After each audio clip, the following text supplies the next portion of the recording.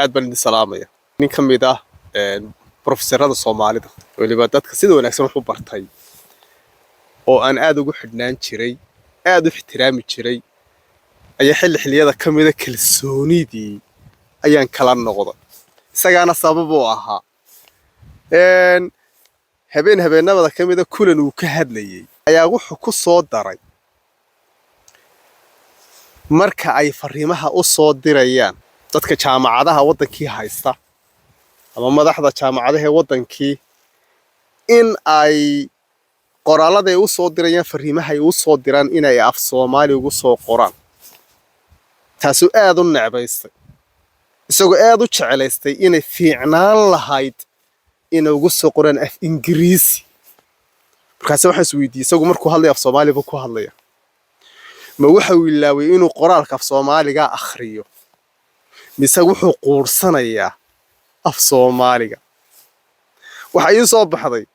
ninkan wuxuu ahaa nin wadanka ku koray weynaaday qurbaha tagay jaamacadaha dibadda wax ka bartay markii dambena jaamacadaha dibadda wax ka dhiga laakiinse waxa isu kay qaban kari weyday nin Soomaaliya oo diidaya inuu Soomaali kale afkiisa wax ugu soo qoro oo ka door bidaya in af Ingiriisi wax loogu soo qoro sawleeba intuu ku sii tiiqtiiqsaday wuxuu yiri afkaas adduunka ku xiriira waa afka noocaasa ee af Ingiriisiga marka aniga inta weydiima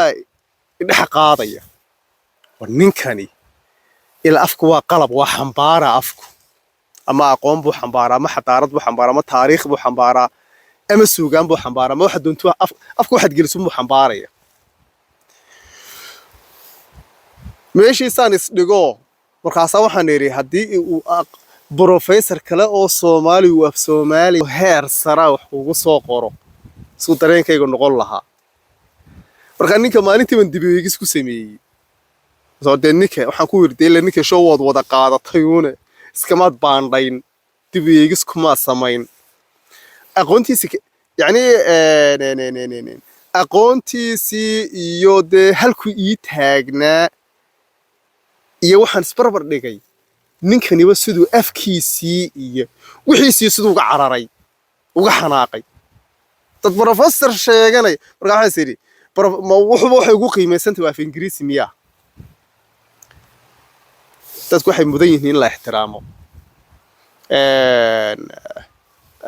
ama aqoonta westernka baro ama aqoonta wadamada kale baro aqoontu waa aqoonta diinta baro dadka waa la ixtiraama intooda lagu ixtiraama dadka lama yeeso inaga wadanka badankiisa qof digriisito oo dadkii jaamacadaha ka baxay baan u nahay wax yar oo baad nolosha ka mid ah baratay noloshu way ballaarantay marka qofku markaan ku ixtiraamin qofku markaan afkaaga iyo dhaqankaaga iyo diintaada aanu ixtiraamin ixtiraam kale oo qofkii wax kale oo meesha oo leeya garan maayo marka ninkii maalintii anigu ma dib baan uga baxay sidii nin kale oo isaguna aad u qadarin jiray oo isaguna